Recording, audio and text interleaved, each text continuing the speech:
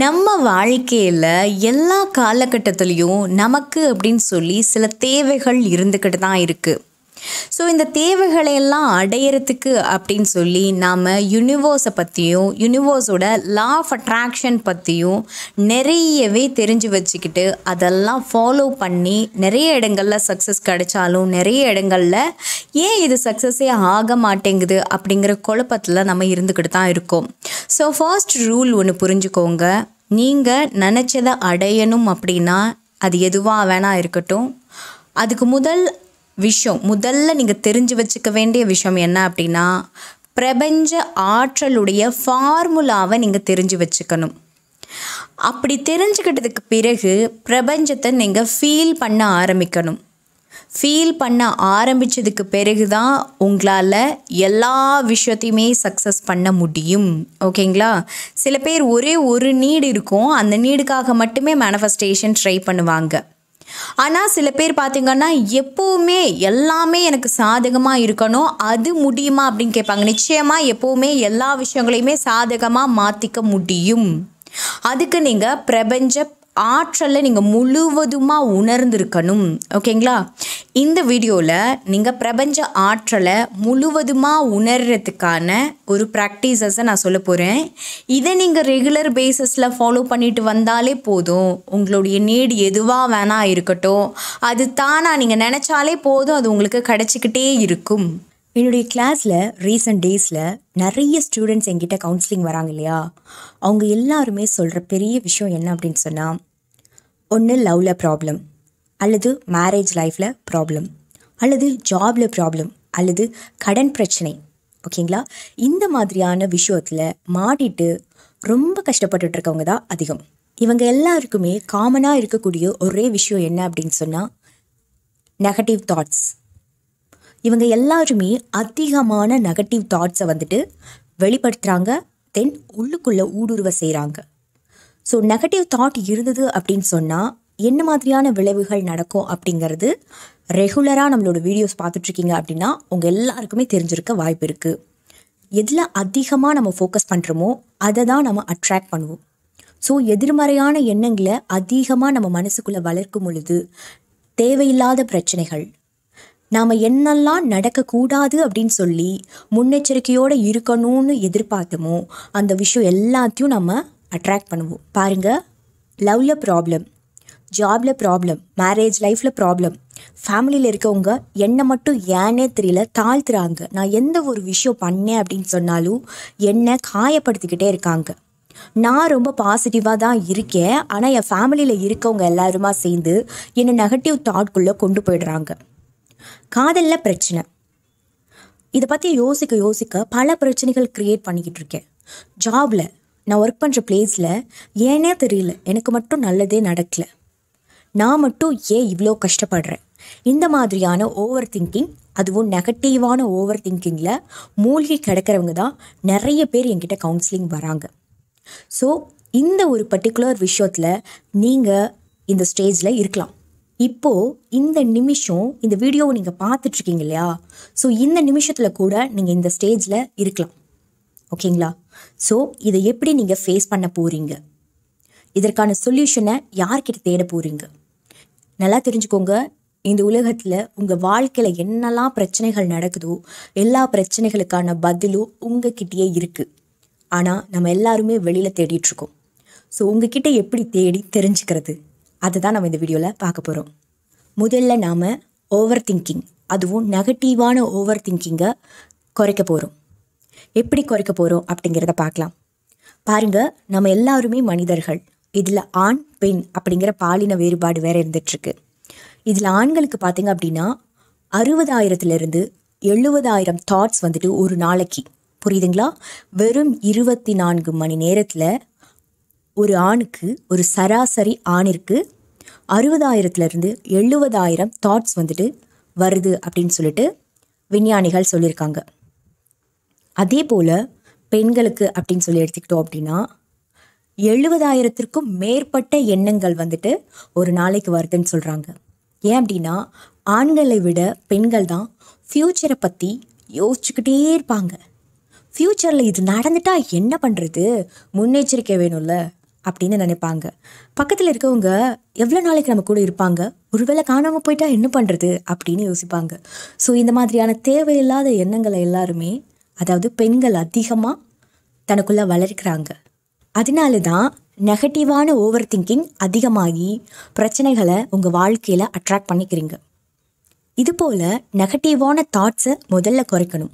என்கிட்ட என்னை பார்த்து நிறைய ஸ்டூடெண்ட்ஸ் கேட்டிருக்காங்க, எப்படி நீங்கள் எப்போவுமே பாசிட்டிவாக இருக்கீங்க, எப்படி நீங்கள் எல்லாருடைய பிரச்சனைகளுக்கும் சொல்யூஷன் கொடுக்குறீங்க, உங்களால் எப்படி முடியுது அப்படின்னு சொல்லி கேட்குறாங்க. ஸோ அதனால் நான் இந்த ஒரு விஷயத்த உங்களுக்கு ஷேர் பண்ண போகிறேன். நான் எப்படி இவ்வளோ பாசிட்டிவாக இருக்கேன், நான் எப்படி எல்லா பிரச்சனைகளையும் சால்வ் பண்ணுறேன், அடுத்தவங்களுக்கு எப்படி கவுன்சிலிங் கொடுத்துட்ருக்கேன், அந்த மைண்ட் செட் எனக்கு எப்படி வந்தது, நானும் உங்களை மாதிரி மனுஷி தானே. ஸோ அதனால் என்னுடைய எக்ஸ்பீரியன்ஸை உங்கள் கூட தான் ஷேர் பண்ண போகிறேன். ஒரு அமைதியான இடத்தை செலக்ட் பண்ணி உட்காந்துக்கோங்க. உட்காந்துட்டு தியானத்திற்கு எப்படி உட்காருவீங்களோ அதே போல் உட்காருங்க. சரிங்களா? எந்த உடலில் எந்த ஒரு இடத்துலையுமே சுருக்கங்கள் இருக்கக்கூடாது.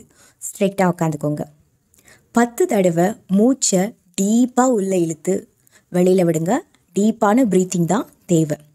கரெக்டாக கவுண்டிங் பண்ணுங்கள். 1லேருந்து 10 தடவை உள்ளே இழுக்கிறீங்க, வெளியில் விடுறீங்க 1, மறுபடியும் உள்ளே இழுக்கிறீங்க, வெளியில் விடுறீங்க 2. இது போல் 10 கவுண்ட் பண்ணுங்கள். இப்போ நீங்கள் என்ன செய்யணும் அப்படின்னு சொன்னால், இப்போது வீடியோவை பார்த்துட்ருக்கீங்க இல்லையா, எத்தனை பேர் பார்த்துட்ருக்கீங்க?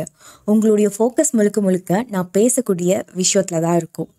உங்களுக்கு நான் பேசுகிறது பிடிச்சிருக்கலாம் அல்லது பிடிக்காமல் கூட இருக்கலாம். கரெக்டுங்களா? என்னோடய வாய்ஸ் உங்களுக்கு பிடிச்சிருக்கலாம் அல்லது பிடிக்காமல் கூட இருக்கலாம். என்னோடய ஸ்லாங் உங்களுக்கு பிடிச்சிருக்கலாம், பிடிக்காமல் கூட இருக்கலாம். ஆனால் நீங்கள் இப்போது என்னோடய பேச்சை தான் கவனிச்சிட்ருக்கீங்க. சரிங்களா? இது போல் இப்போ நீங்கள் உங்களை கவனிக்க போகிறீங்க. எப்படி அப்படிங்கிறத சொல்கிறேன்.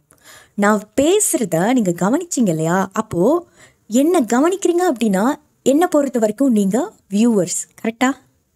நான் பேசுகிறத காது கொடுத்து கவனிச்சிட்ருக்கீங்க. உங்கள் மூளையும் மனசும் ஒரே நேர்கோட்டில் இந்த பொண்ணு என்ன பேசுகிறா அப்படிங்கிறத கேட்டுட்ருக்கீங்க இல்லையா. ஸோ நீங்கள் உங்களோட ஃபோக்கஸ், அதாவது உங்களுடைய கான்சன்ட்ரேஷன் முழுக்க முழுக்க நான் பேசக்கூடிய விஷயத்தில் தான் இருக்குது. இப்போது என்னை பொறுத்த வரைக்கும் நீங்கள் வியூவர்ஸ். ஓகேங்களா? இப்போது உங்களை நீங்கள் ஒரு வியூவராக பார்க்க போகிறீங்க. எப்படி பார்க்குறது அப்படின்னு சொல்கிறேன். ஸ்ட்ரெயிட்டாக உட்காந்துக்கிட்டீங்க, 10 முறை மூச்சை இழுத்து விட்டுட்டீங்க. அப்படியே உங்களுக்கு என்னெல்லாம் தாட் வருது அப்படிங்கிறத நோட் பண்ண ஆரம்பிங்க. பாருங்கள், நீங்கள் 15 நிமிஷம் அந்த மாதிரி உட்காந்துருக்க போகிறீங்க. அந்த 15 நிமிஷமும் உங்களுக்கு நிறைய தாட்ஸ் வரும். அந்த தாட்ஸை எல்லாத்தையுமே நீங்கள் ஒரு வியூவராக இருந்து உங்கள் மூளை கொடுத்துட்ருக்கு இல்லையா, இவ்வளோ எண்ணங்களையும் அதை எல்லாத்தையுமே சைலண்ட்டாக பாருங்கள், கவனிங்க. புரியுதுங்களா? 10 வருஷத்துக்கு முன்னாடி நடந்த விஷயத்த உங்களுக்கு கொண்டு வந்து கொடுக்கும். ஓ அப்படின்னு பாருங்கள். நேற்று நீங்கள் சாப்பிட்ட விஷயத்த கொண்டு வந்து காட்டும். ஓ அப்படின்னு பாருங்கள். பக்கத்தில் இருக்கவ டான்ஸ் ஆடினா ஒரு மணி நேரத்துக்கு முன்னாடி, அதையும் பாருங்கள். இந்த மாதிரி என்னென்ன தாட்ஸ் உங்களுக்கு 15 நிமிஷங்களுக்கு வருதோ அதை எல்லாத்தையுமே நீங்கள் ஒரு வியூவராக இருந்து கவனிக்க ஆரம்பிங்க. நீங்கள் இப்படி கவனிக்கிறதுனால என்ன நடக்கும் அப்படின்னு சொன்னால், ஒரு ஸ்டேஜுக்கு மேலே என்னடா இவன் நம்மளை கவனிச்சுட்டே இருக்கா அப்படின்ட்டு எண்ணங்கள் அற்ற நிலை ஏற்படும். இந்த எண்ணங்கள் அற்ற நிலை ஏற்படணும் அப்படின்னு சொன்னால் 1 நாள் 2 நாள் 3 நாளில் வந்துடும். அப்படியெல்லாம் இல்லை, டெய்லி ப்ராக்டிஸ் பண்ணணும். டெய்லி 15 நிமிஷம் உங்களோட தாட் என்னெல்லாம் வருது அப்படிங்கிறத நீங்கள் ஃபோக்கஸ் பண்ணி பார்க்கணும்.